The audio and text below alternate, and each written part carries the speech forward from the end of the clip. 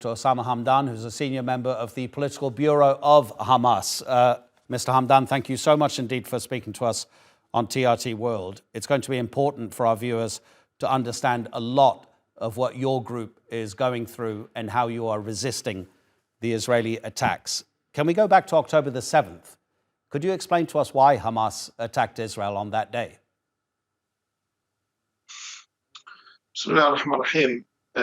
I have to say that it was not an attack as it's defined or expected. It was a military operation against the Israeli army, and that was for political reasons. Everyone realized that with Netanyahu government, they were taking over the Palestinian lands in West Bank, Judaizing Jerusalem, attacking Al-Aqsa Mosque, talking clearly and frankly about demolishing the Palestinian cause, not recognizing any Palestinian rights. That military operation was supposed, and it did that, to bring back the Palestinian cause as a liberation, freedom cause for the people of Palestine against the occupation. Everyone realized that now. Regardless to the Israeli reaction, everyone is talking now about the Palestinian cause as a freedom and liberation Palestinian cause. That was the political target for this military operation, and I believe it was achieved on the political level.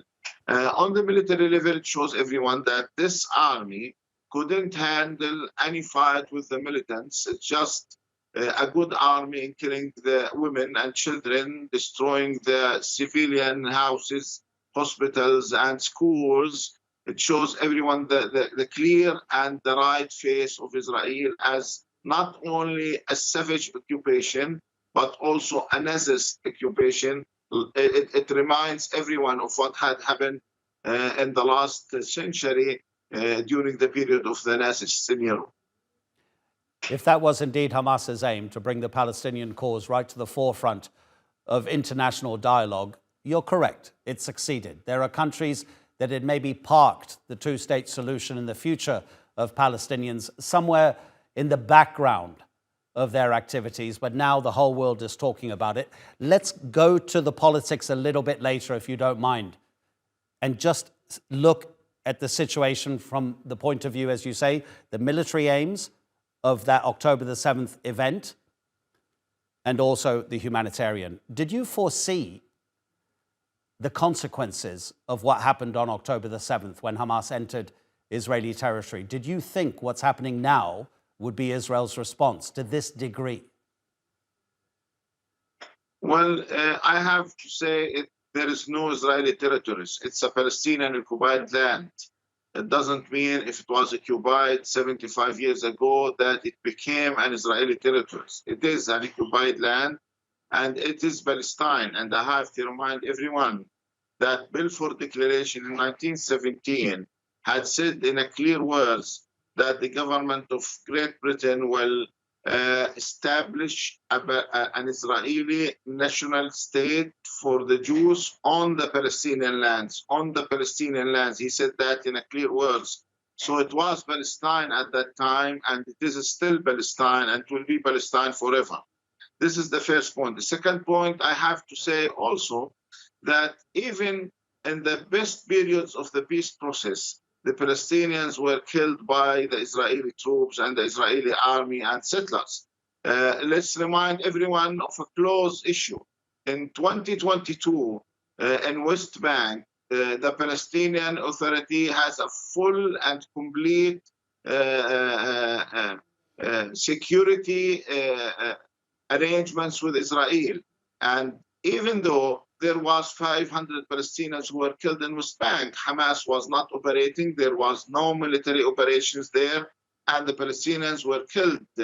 In 2023, before the 7th of October, ministers in the Israeli cabinet called for demolishing cities and villages in West Bank, like Huwara. They invaded Tulmashaya, and they've killed people there. They burned all the houses and the cars.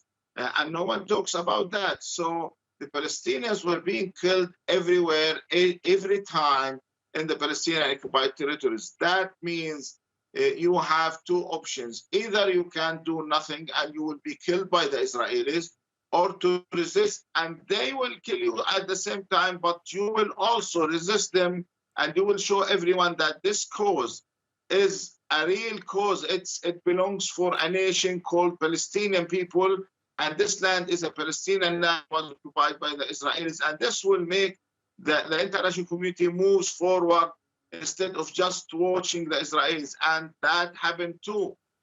Well, you can't blame the Palestinians. The third point, you can't blame the Palestinians for being killed by the Israelis. You have to start blaming the Israelis. You have to start talking about how the Israelis are killing the Palestinians, the civilians, destroying the infrastructure of the civilian community, destroying the houses, the schools, the mosques, churches, and hospitals. And instead of blaming the Palestinians for trying to defend themselves, start talking about how the Israelis are a very savage and Nazist occupation, and instead of just blaming the victim for trying to protect itself, for trying to protect your own people and your own cause. The Israelis say that there is a way for those attacks to end, that all hostages being kept inside Gaza who were taken on October the 7th should be released. Is that not acceptable to you? Because that, the Israelis say, would stop the attacks. What is the way to end the occupation? This is the big question. This is the main question, how to make an end for the occupation. It's not an issue to release or not to release. It's a minor issue if it was compared to the main issue. The main issue is what and how can we make an end for the occupation? Are they ready to make an end for their occupation to Palestine? Are they ready to stop their attacks against the West Bank, Jerusalem, and Al-Aqsa Mosque? Are they ready to stop attacking the Palestinians and killing them? This is the main question that's supposed to be asked, whether they are ready to make an end for the occupation or not. And this is a big question for the international community. Are they supposed to work, to make an end for the occupation, or just they will keep watching and talking about humanitarian situation instead of starting from the main problem, from the key issue, the occupation, how we can make an end for this occupation? Is it not the responsibility of both the leadership of Israel and the leadership of Hamas to address this step by step? Because what you seem to be suggesting is that you want some sort of long-term peace plan to be agreed before you release hostages. But should it not be step by step? First of all, stop the fighting, get Palestinian prisoners out of Israeli jails, release the hostages that are being held in Gaza, and move from there. Surely your main priority right now, is it not to protect the people of Gaza from these attacks? Well, this is also our own question.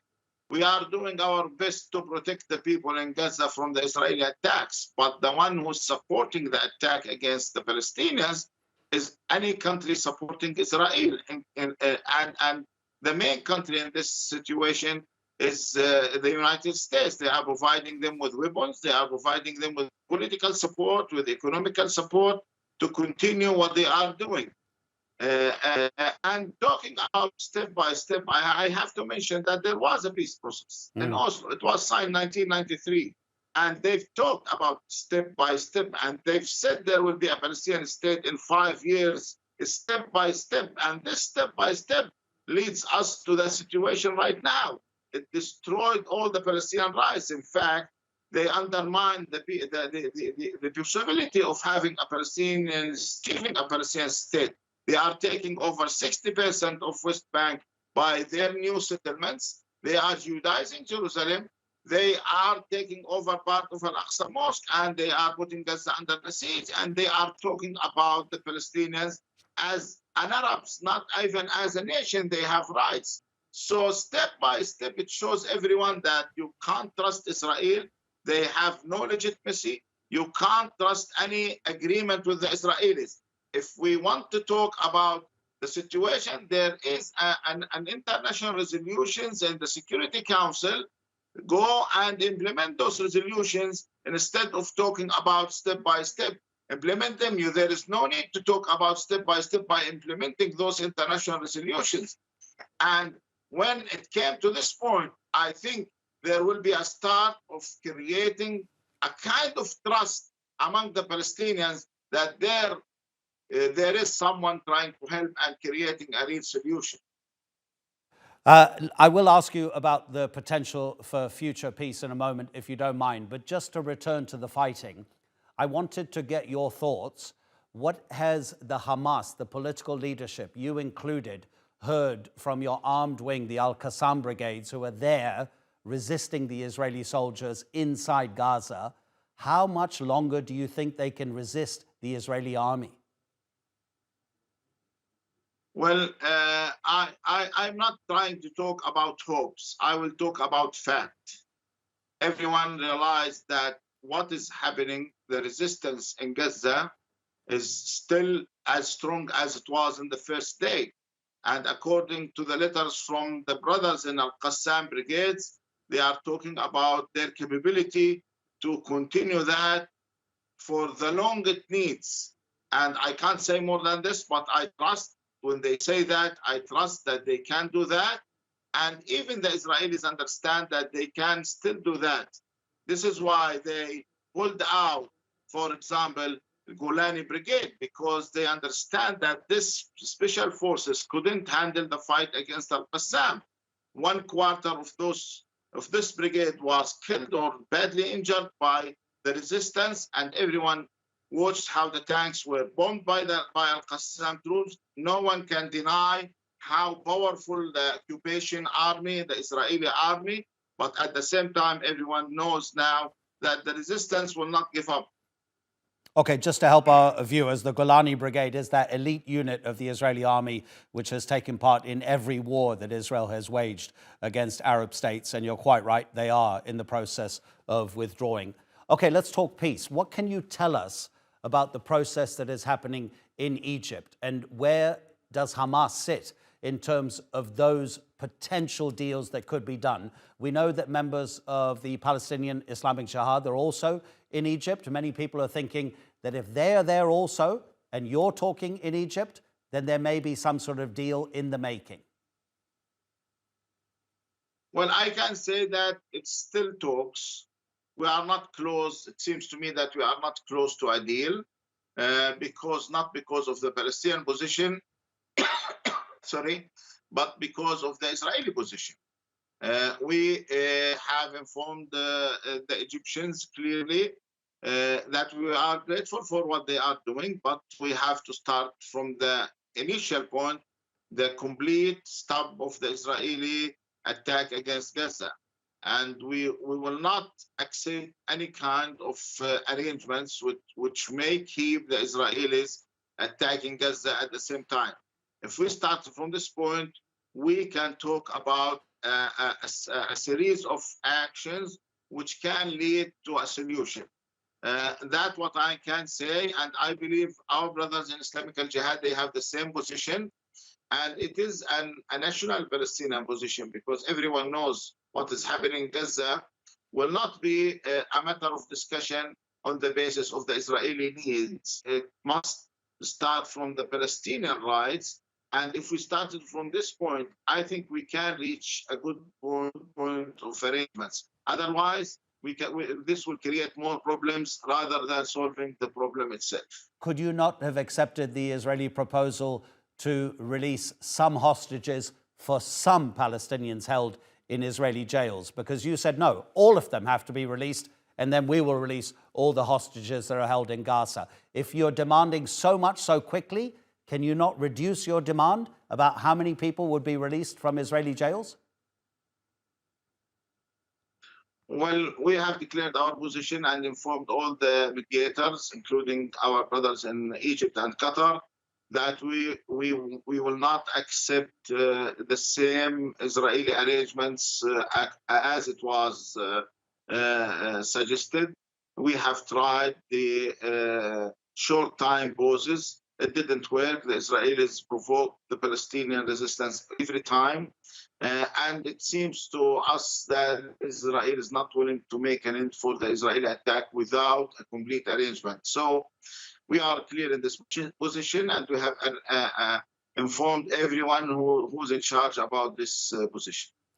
In terms of the future, what much of the world is watching and hearing is the Americans and the Israelis believing that they are going to make the decision about how Gaza is governed in the future.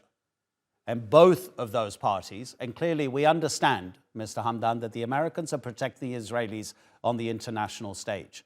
But both of those countries are saying that your group, Hamas, can't be involved in the future governance of Gaza. Whatever happens now, however long this lasts, you and I know that life will go on, that Gaza eventually will have to find some kind of balance to live either as a part of a two-state solution or currently as, let's say, occupied territory living next to the state of Israel. But the question is, for the future governance of Gaza, can you, Hamas, see yourself working with, for example, the Palestinian Authority? Well, we have a clear position and stand. We have declared from the first day that the future of the Palestinians, including Gaza, is supposed to be determined by the Palestinians. The Palestinians who can decide about their future without any involvement of the Americans and the Israelis. And if any Palestinian believes that he can be the leader of the Palestinians by the support of the Israelis or the Americans, he puts himself in a position as a betrayer for his own people. So our suggestion and our belief every time that the leadership is supposed to be elected by the Palestinian people themselves. And on those bases, we will respect the elected leadership, whoever he was. But it must be elected by the Palestinian people in a transparent and fair elections. This had happened in 2006, and we can also handle such elections in the future. And we have to be sure also that this is supposed to be the international position, to respect the Palestinian elections, to respect the Palestinian people's choice, to respect the elected Palestinian leadership. Osama Hamdan, thank you very much indeed for your time, sir. We very much appreciate it.